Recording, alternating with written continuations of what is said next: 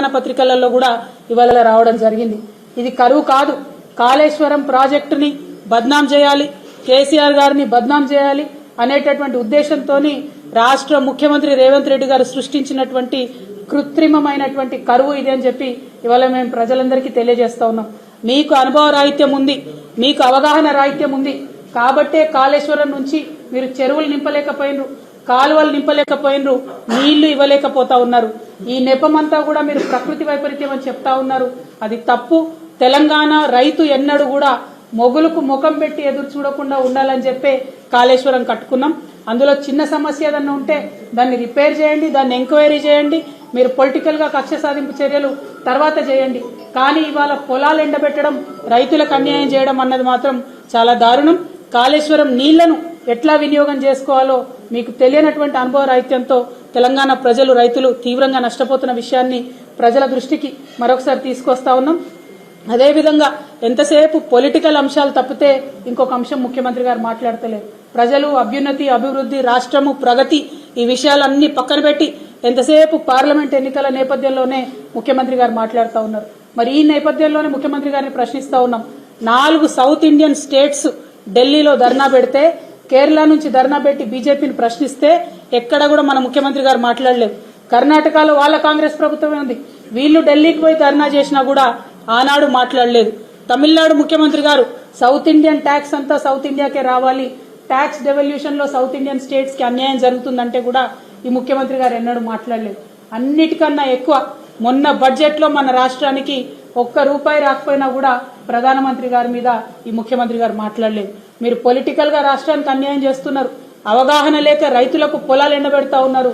చాలా దారుణమైనటువంటి ఒక మహిళలంటే నిర్లక్ష్య వైఖరితోని మహిళలకు ప్రభుత్వ ఉద్యోగ అవకాశాల్లో గండి కొడతా ఉన్నారు. మరి ఈ వైఖరిని అంతా కూడా మేము ప్రజల ముందు స్పష్టంగా ఎత్తి చూపుతాం. మేము రేపటి నాడు మార్చి 8 నాడు పర్మిషన్ అడుగుతా ఉన్నాం ధర్నా చేయడానికి. మీరు చెప్పిన చాలా మాటలు చెప్పిరు, మా ప్రజాపాలనలో ఎవరన్నా ఎక్కడికన్నా పోవచ్చు, ధర్నాలు చేసుకోవచ్చు, పర్మిషన్ ఇస్తామని చెప్పినారు. మరి ఇవాళ మీరు అన్న మాట నిజమైతే రేపు మాకు పర్మిషన్ ఇవ్వండి. ఇట్స్ ఎ పొలిటికల్ మీటింగ్, శాంతియుతంగా పొద్దు నుండి సాయంత్రం వరకు కూర్చుంటాం, ప్రజలకు జరుగుతున్నటువంటి అన్యాయాన్ని వివరించి చెప్పేటటువంటి ప్రయత్నం చేస్తాం. ప్రజలకు అర్థమై మాకు మద్దతు ఇస్తేనే రేపటి నాడు అంశాలు ఉంటాయి తప్పితే ఇంకోటి కాదు. కాబట్టి మీరు తప్పు చేయలేదు అంటే GO3 కరెక్ట్ అని మీరు విశ్వసిస్తే పర్మిషన్ ఇవ్వాల్సిందిగా మేము ప్రభుత్వాన్ని విజ్ఞప్తి చేస్తా ఉన్నాం. Thank you. జై తెలంగాణ. పర్మిషన్ ఇవ్వకపోయినా వెళ్లేటటువంటి ప్రయత్నమే చేస్తాం ధర్నా చౌక్ కి. ఎందుకంటే ధర్నా చౌక్ అనేటటువంటిది ఓపెన్, యాక్చువల్ గా పర్మిషన్ కూడా అవసరం లేదని ఒకప్పుడు చెప్పారు. కానీ ఇవాళ పర్మిషన్ ఇవ్వకపోతే నిన్న భవ్య, వైష్ణవి పాప వాళ్ళు చనిపోయినటువంటి వాళ్ళ తల్లిదండ్రులను కూడా కసాయి ప్రభుత్వం గొర్రెలు ఈడ్చేసినటువంటి వైఖరిని మనం చూసినాం. మరి మేమేదో పొలిటికల్ గా స్టంట్ చేసి, డ్రామా చేసి ఇందిరా పార్క్ దగ్గరకు పోయి అరెస్ట్ అవ్వాలనుకుంటలేము. మీరు ధైర్యం ఉంటే పర్మిషన్ ఇవ్వండి, అక్కడ కూర్చుంటాం, మార్నింగ్ 11 to ఈవినింగ్ 4 కూర్చుంటాం, విస్తారంగా ప్రజలకు వివరించి చెప్పేటటువంటి ప్రయత్నం చేస్తాం. పొలిటికల్ ఎరీనాలో ఫ్రీడమ్ ఆఫ్ స్పీచ్ ఉంటుందని చెప్పి మీరు వచ్చినారు కాబట్టి మీరు అడిగిందే మేము మిమ్మల్ని అడుగుతా ఉన్నాం. రేపు భారత్ జాగృతికి ధర్నాకి పర్మిషన్ ఇవ్వవలసిందిగా మరొకసారి ప్రభుత్వాన్ని డిమాండ్ చేస్తా ఉన్నాం.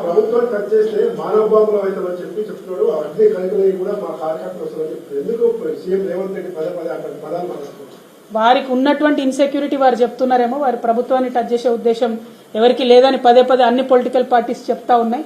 అయినప్పటికీ ఒక ప్రతిపక్ష నాయకుడు మాట్లాడినట్టు దారుణాతి దారుణమైనటువంటి పదజాలంతో గౌరవ కేసీఆర్ గారిని అనేక సార్లు ఏకవచనంతో సంబోధించడం, ప్రతిపక్ష నాయకులందరినీ కూడా అంతు చూస్తామని చెప్పి ఒక కాన్స్టిట్యూషన్ పొజిషన్ లో ఉన్నటువంటి వ్యక్తి పదే బెదిరించడం, ఇవన్నీ కూడా అమానవీయమైనటువంటి చర్యలు, అప్రజాస్వామికమైనటువంటి చర్యలు. నిజంగా పోలీస్ ఈ రాష్ట్రంలో ఫ్రీడమ్ తో పనిచేస్తే ఇప్పటికే ఈ ముఖ్యమంత్రి మీద 100 కేసులు ఉండాలి. కానీ అమాయకుల మీద కేసులు పెడతా ఉన్నారు, ప్రభుత్వ పెద్దలు బెదిరిస్తా ఉన్నారు. ఇది తెలంగాణలో ఇవాళ ఉన్నటువంటి ప్రజాస్వామ్యం అనేటటువంటి అంశాన్ని ప్రజలు గమనించాలని కోరుతా ఉన్నాను. Thank you.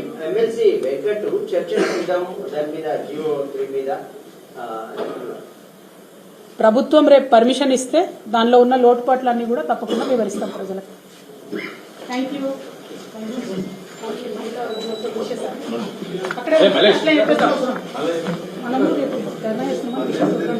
అయినప్పటికీ తెలంగాణ రాష్ట్రంలో కొత్తగా ఏర్పడ్డటువంటి ప్రభుత్వంలో కొత్తగా వచ్చినటువంటి ముఖ్యమంత్రి రేవంత్ రెడ్డి గారు తరతరాలు మన ఆడబిడ్డలకు నష్టం జరిగేటటువంటి చర్యలు చేపట్టినారు. కాబట్టి దానికి నిరసన వ్యక్తం చేస్తూ ఆడబిడ్డలకు ప్రభుత్వ ఉద్యోగ అవకాశాల్లో ప్రభుత్వ విద్యా సంస్థల్లో వచ్చేటటువంటి అవకాశాల్లో జరిగేటటువంటి నష్టాన్ని వివరించి ప్రజలకు చెప్పాలనే ఉద్దేశంతో భారత్ జాగృతి తరఫున రేపు ఇందిరా పార్క్ దగ్గర ధర్నా కోసం మేము పర్మిషన్కి అప్లై చేసుకోవడం జరిగింది.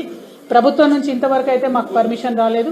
పర్మిషన్ వస్తే ఖచ్చితంగా మన రాష్ట్రంలో ఉన్నటువంటి ఆడబిడ్డలకు అందరికీ కూడా మరి ఎటువంటి నష్టం జరుగుతుంది జీవో 3 వల్ల, దాన్ని రద్దు చేయాల్సినటువంటి అవసరం ఏముందనేటటువంటి అంశాన్ని వివరించి చెప్పాలనేటటువంటి ఉద్దేశంతో మేమున్నాం. మరి జీవో 3 అనేటటువంటిది మహిళలకు వచ్చేటటువంటి 33% ఉద్యోగ అవకాశాలను ప్రభుత్వ ఉద్యోగాల్లో దెబ్బతీసేటటువంటి అంశం.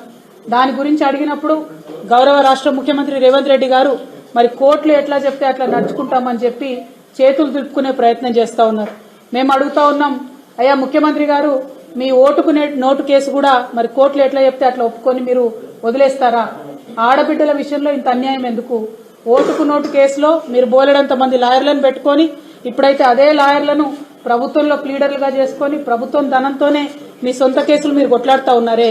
మరి ఆడబిడ్డల కోసం కేసీఆర్ గారు సంవత్సర కాలం కొట్లాడినటువంటి కేసుని మీరు అధికారంలోకి రాగానే ఆఘమేఘాల మీద వెనక్కి తీసుకొని కొత్త జీవోని ఎందుకు ఇచ్చినారు? ఎందుకు తరతరాలుగా మా ఆడబిడ్డలు నష్టం జరిగే విధంగా మీరు ఈ నిర్ణయం తీసుకున్నారు? ప్రభుత్వం నుండి నిన్న ఒక చిన్న రిజైండర్ ఇచ్చి వదిలేసినారు. కానీ ప్రభుత్వ సంస్థ చెప్పినట్టుగా women and child welfare department చెప్పినట్టుగా అంత ఈజీ అంశం కాదది.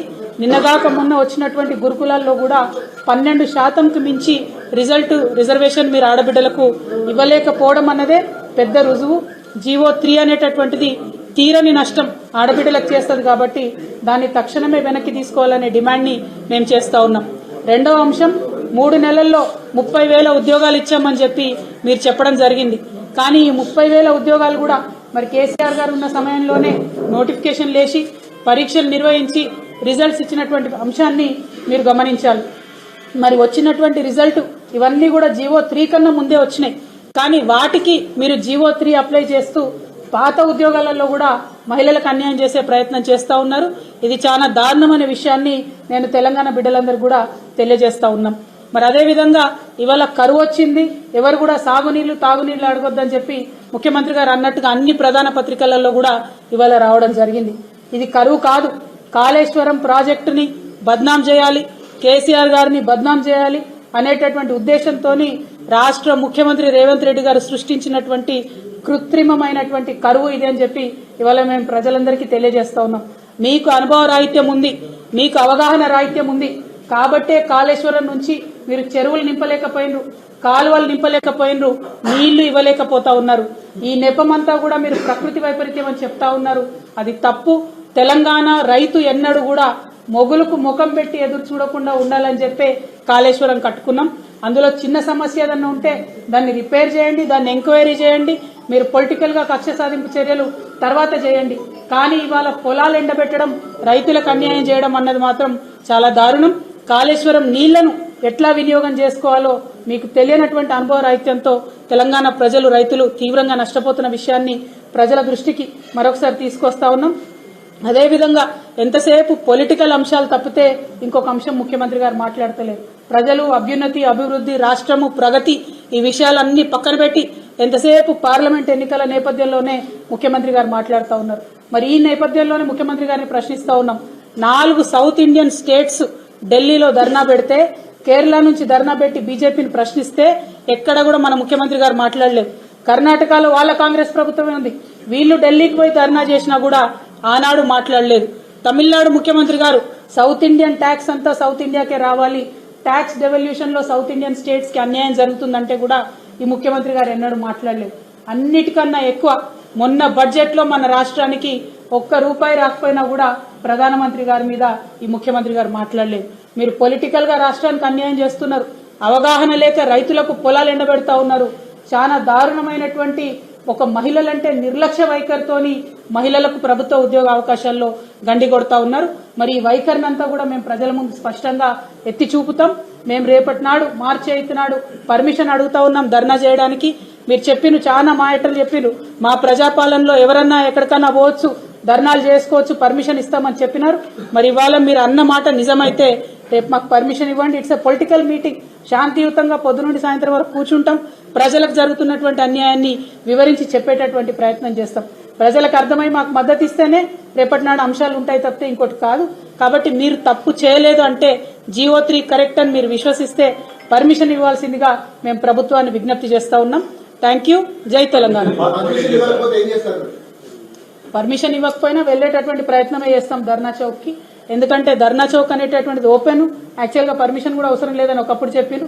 కానీ ఇవాళ పర్మిషన్ ఇవ్వకపోతే నిన్న భవ్య వైష్ణవి పాప వాళ్ళు చనిపోయినటువంటి వాళ్ళ తల్లిదండ్రులను కూడా కసాయి ప్రభుత్వం గొర్రెలు ఈడ్చేసినటువంటి వైఖరిని మనం చూసినాం. మరి మేమేదో పొలిటికల్ గా స్టంట్ చేసి డ్రామా చేసి ఇందిరా పార్క్ దగ్గరకు పోయి అరెస్ట్ అవ్వాలనుకుంటలేము. మీరు ధైర్యం ఉంటే పర్మిషన్ ఇవ్వండి. అక్కడ కూర్చుంటాం. మార్నింగ్ 11 to ఈవినింగ్ 4 కూర్చుంటాం. విస్తారంగా ప్రజలకు వివరించి చెప్పేటటువంటి ప్రయత్నం చేస్తాం. పొలిటికల్ ఎరీనాలో ఫ్రీడమ్ ఆఫ్ స్పీచ్ ఉంటుందని చెప్పి మీరు వచ్చినారు కాబట్టి మీరు అడిగిందే మేము మిమ్మల్ని అడుగుతా ఉన్నాం. రేపు భారత్ జాగృతికి ధర్నాకి పర్మిషన్ ఇవ్వవలసిందిగా మరొకసారి ప్రభుత్వాన్ని డిమాండ్ చేస్తాం.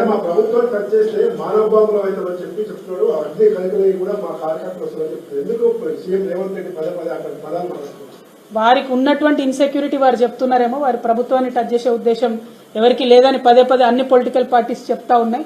అయినప్పటికీ ఒక ప్రతిపక్ష నాయకుడు మాట్లాడినట్టు దారుణాతి దారుణమైనటువంటి పదజాలంతో గౌరవ కేసీఆర్ గారిని అనేక సార్లు ఏకవచనంతో సంబోధించడం, ప్రతిపక్ష నాయకులందరినీ కూడా అంతు చూస్తామని చెప్పి ఒక కాన్స్టిట్యూషన్ పొజిషన్ లో ఉన్నటువంటి వ్యక్తి పదే బెదిరించడం, ఇవన్నీ కూడా అమానవీయమైనటువంటి చర్యలు, అప్రజాస్వామికమైనటువంటి చర్యలు. నిజంగా పోలీసు ఈ రాష్ట్రంలో ఫ్రీడమ్ తో పనిచేస్తే ఇప్పటికే ఈ ముఖ్యమంత్రి మీద 100 కేసులు ఉండాలి.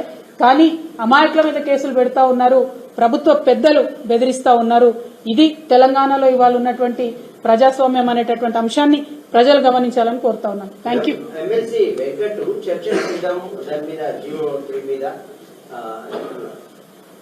ప్రభుత్వం రేపు పర్మిషన్ ఇస్తే దానిలో ఉన్న లోటుపాట్లన్నీ కూడా తప్పకుండా వివరిస్తాం ప్రజలకు. Thank you. అంతర్జాతీయ మహిళా దినోత్సవం సందర్భంగా తెలంగాణ ఆడబిడ్డలకు భారతదేశంలో ఉన్న ఆడబిడ్డలందరం కూడా మనం సంబరాలు చేసుకుంటాం.